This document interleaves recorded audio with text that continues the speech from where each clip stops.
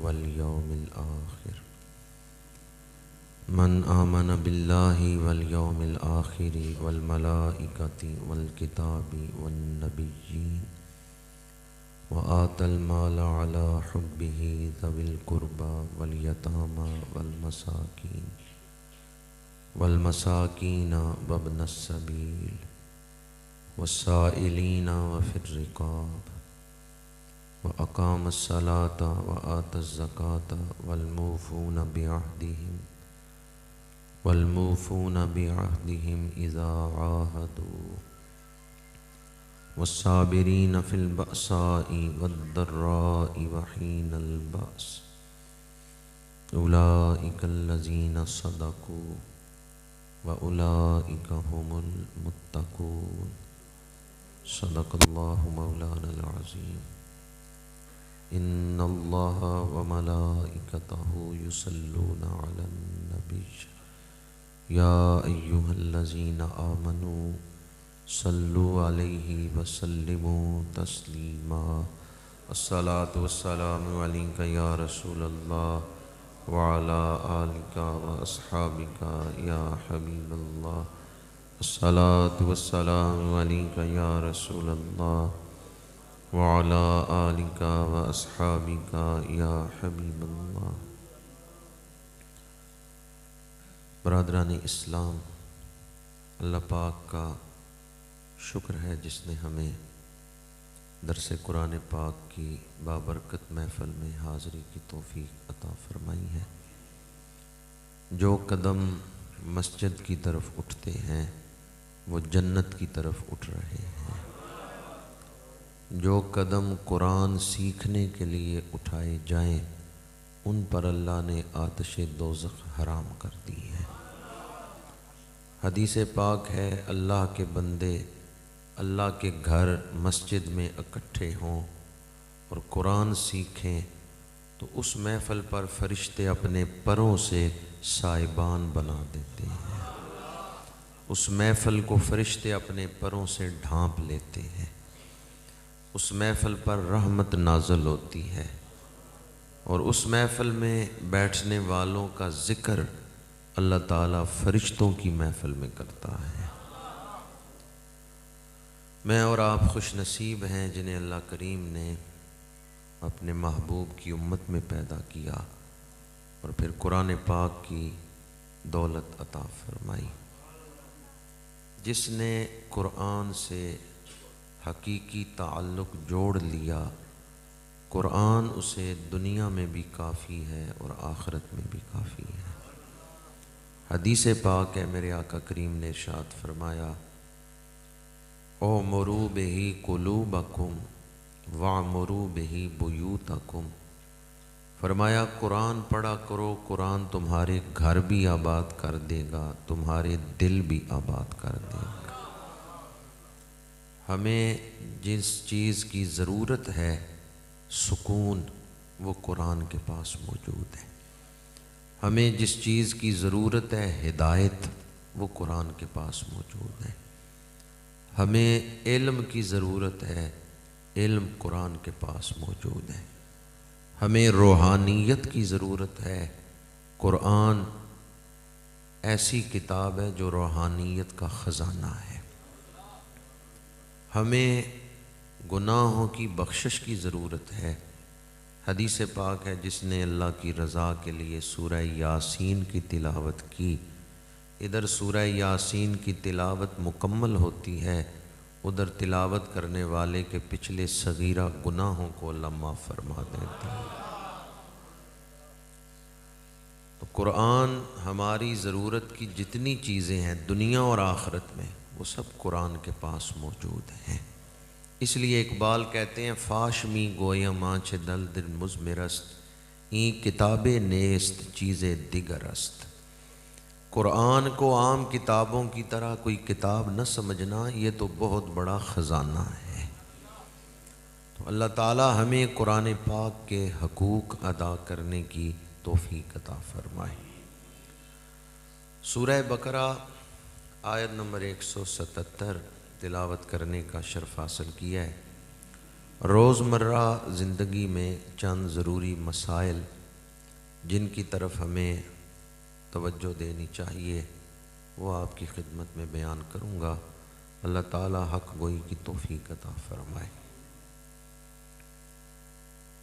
اسلام دین ہے اور دین زندگی کے سارے پہلوؤں کا احاطہ کیے ہوئے ہوتا ہے۔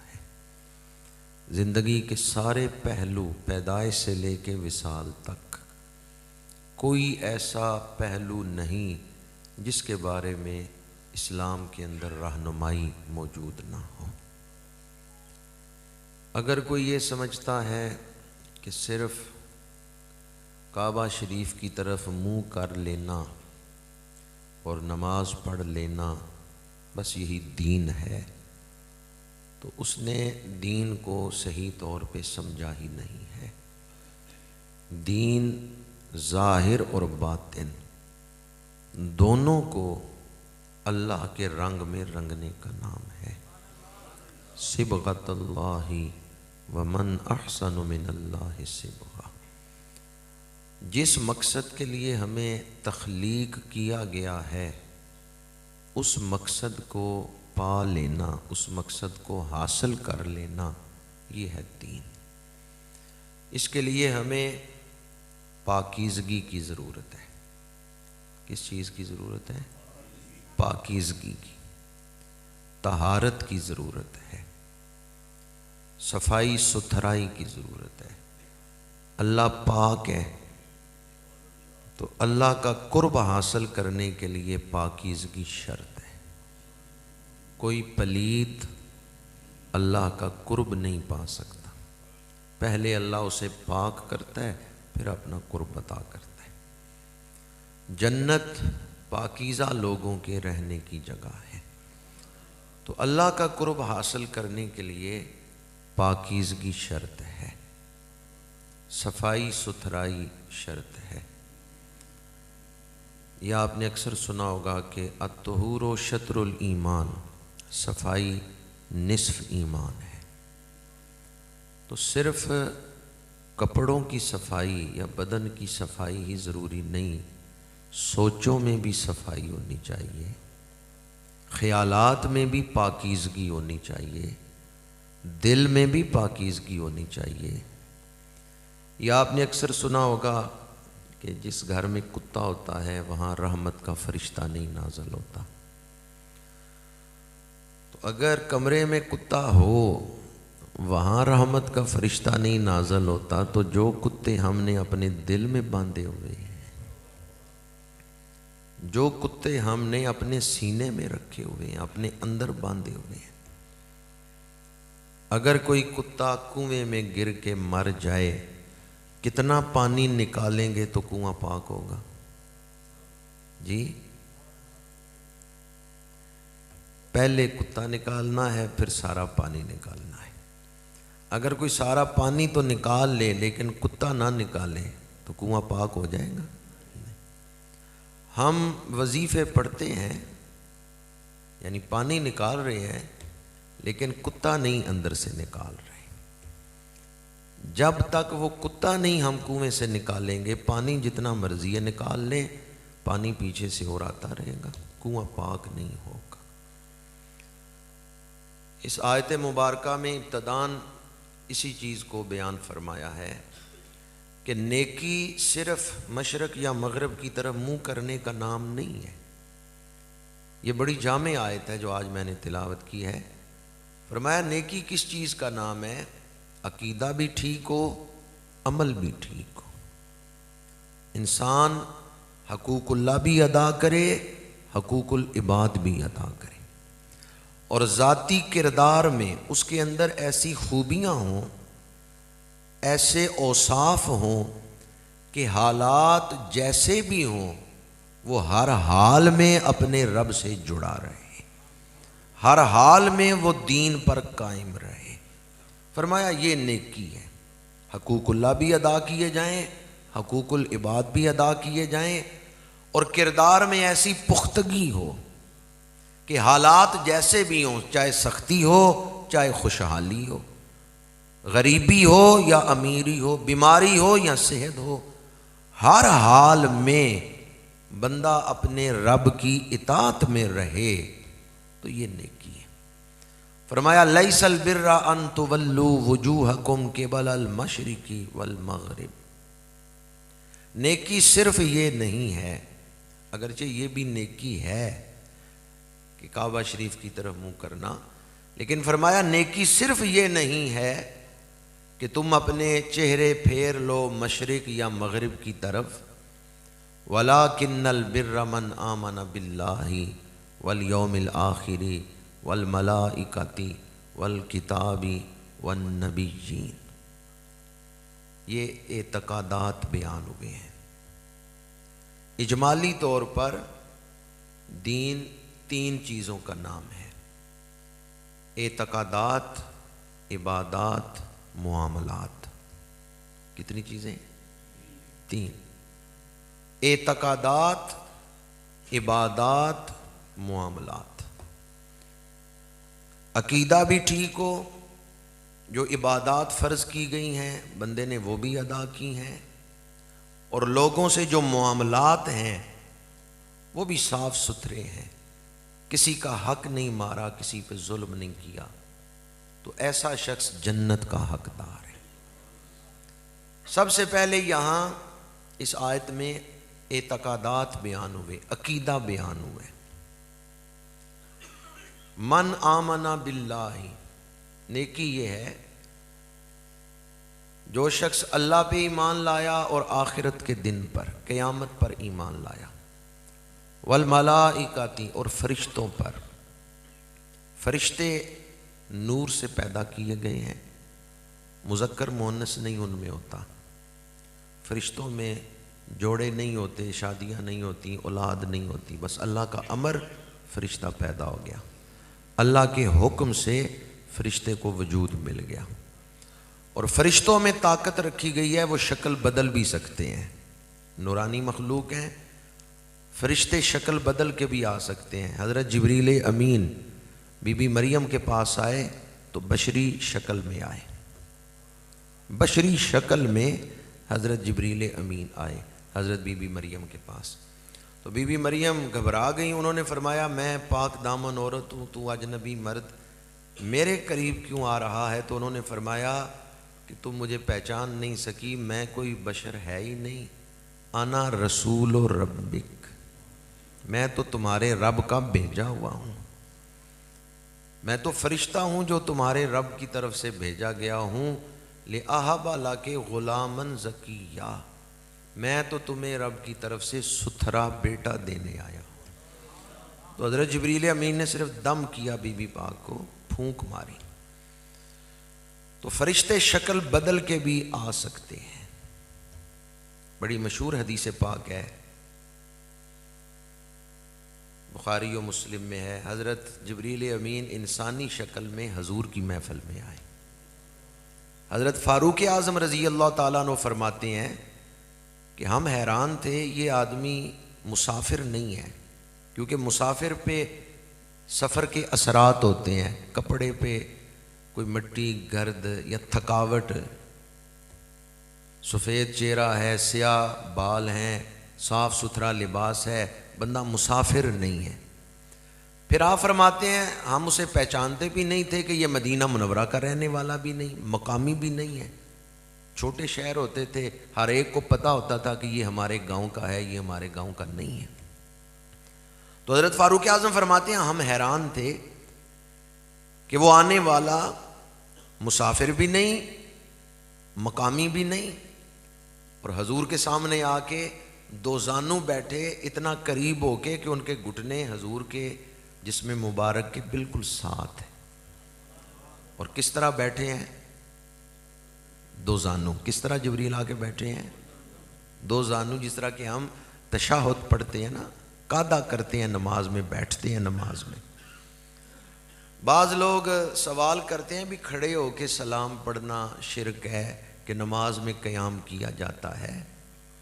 تو نماز میں خالی قیام ہی نہیں کیا جاتا، نماز میں تو دو زانو بیٹھتے بھی ہیں، اور حدیث سے ثابت ہے کہ جبریل حضور کے سامنے دو زانو بیٹھے ہیں۔ تو پتہ چلا جب تک عبادت کی نیت نہ ہو، صرف ظاہری شکل بنانے سے شرک عبادت نہیں ہوگی۔ یہ تعظیم ہے۔ یہ کیا ہے؟ تعظیم۔ حضرت جبریل امین دوزانوں بیٹھے حضور کے سامنے، چند سوالات کیے۔ وہ حدیث موضوع نہیں کہ میں تفصیل سے آپ کو وہ حدیث سناتا، چند سوالات کیے، حضور نے جواب عطا فرمائے۔ اجنبی حضور کی محفل سے اٹھ کے چلا گیا۔ میرے آقا کریم نے فرمایا صحابہ اٹھ کے دیکھو یہ کون ہے، کہاں جاتا ہے؟ صحابہ پیچھے گئے، دیکھا گلی میں کوئی نظر ہی نہیں آ رہا۔ میرے آقا کریم نے فرمایا یہ جبریل تھا جو انسانی شکل میں آیا تاکہ تمہیں تمہارا دین سکھائے، تاکہ تمہیں تمہارا۔ اچھا، جبریل نے آ کے کھڑے ہو کے کہا ہے میں جبریل ہوں، میں بشری لباس میں آیا ہوں اور یہ باتیں مجھ سے سیکھ لو، اس طرح انداز اختیار کیا ہے؟ نہیں، انہوں نے سوال حضور سے کیا ہے، حضور جواب دے رہے ہیں، کیونکہ جبریل جانتے تھے کہ دین وہ ہوگا جو حضور بیان فرمائیں گے، دین وہ ہوگا جو حضور بیان فرمائیں گے۔ اس لیے حضرت جبریل امین نے حضور سے سوال کیا ہے، حضور نے جواب عطا فرمایا ہے۔ حضور کی زبان اقدس سے دین انسانیت کو ملا ہے۔ حضور کا جو فرمان ہے وہ قول فیصل ہے، وہ حجت ہے۔ ما آتاکم الرسول فخذوہ وما نہاکم عنہ فانتہوا۔ تو میں آپ کی خدمت میں عرض کر رہا تھا کہ فرشتے شکل بدل بھی سکتے ہیں، انسانی لباس میں بھی ظاہر ہوتے ہیں۔ ہمارا فرشتوں پر ایمان ہے کہ اللہ تعالیٰ کی مخلوقات میں ایک مخلوق فرشتے بھی ہیں۔ آگے فرمایا والکتابی، اور کتابوں پر، اللہ تعالیٰ کی طرف سے نازل کردہ کتاب پر ایمان۔ ہمارے لیے جو کتاب نازل ہوئی ہے وہ قرآن پاک ہے، اور اس سے پہلے جو کتابیں نازل ہوئیں تورات، زبور، انجیل، ان پر بھی ہمارا ایمان ہے۔ اللہ نے صرف نبی نہیں بھیجے، ساتھ کتاب بھی بھیجی ہے، یا صرف کتاب نہیں بھیجی، ساتھ نبی بھی بھیجے ہیں۔ آگے فرمایا والنبیین، اور نبیوں پر ایمان رکھے۔ حضور سے پہلے جو نبی آئے ان پر ہمارا ایمان ہے۔ حضرت آدم علیہ السلام سے لے کے حضرت عیسیٰ تک تمام نبیوں پر ہمارا ایمان، اور حضور ختم نبوت کا تاج پہن کے آئے۔ کیا خبر کتنے تارے کھلے چھپ گئے، پر نہ ڈوبے نہ ڈوبا ہمارا نبی۔ تو اس آیت مبارکہ میں ابتداً اعتقادات بیان ہوئے، عقائد بیان ہوئے۔ عقائد بنیاد ہیں، دیواریں اور چھت بعد میں ڈالے جاتے ہیں، پہلے بنیاد کھودی جاتی ہے۔ اگر کسی کا عقیدہ ٹھیک نہیں، بظاہر وہ عمل جتنے مرضی کرتا رہے، اس کا کوئی عمل اللہ کی بارگاہ میں مقبول نہیں ہوگا۔ عمل کی قبولیت کا دار و مدار عقیدے کے درست ہونے پر ہے۔ کوئی آدمی 1 کروڑ روپیہ رفائی کاموں میں خرچ کرے لیکن ہے کافر، تو اس کافر کو آخرت میں اس 1 کروڑ روپے کا کوئی بدلہ نہیں ملے گا۔ ایک مسلمان نے 100 روپیہ مسجد کو دے دیا، اس 100 روپے کا اجر ملے گا، بدلہ ملے گا۔ تو کون سی شے ہے جس نے کروڑ روپے کو بے فائدہ کر دیا؟ وہ ہے کفر۔ اور کون سی شے ہے جس نے ایک 100 روپے کو وقت والا اور قدر والا بنا دیا؟ وہ ہے ایمان۔ ہماری سب سے بڑی دولت ایمان ہے، ہمیں اپنے ایمان کی فکر کرنی چاہیے۔ بندہ بہت بڑا گناہگار ہے لیکن ایمان پہ خاتمہ ہوا ہے، وہ بالآخر بخشا جائے گا۔ آج ہمارے ایمان کا ہی امتحان ہو رہا ہے، بالخصوص جس دور میں ہم بیٹھے ہیں، جس دور میں آج درس قرآن ہو رہا ہے، یوں محسوس ہوتا ہے کہ چھاننا لگ گیا ہے اور چھانٹی کیا جا رہا ہے، چھٹائی ہو رہی ہے۔ حضرت امام مہدی کے آنے سے پہلے یہ چھاننا لگا ہوا ہے، چھٹائی ہو رہی ہے۔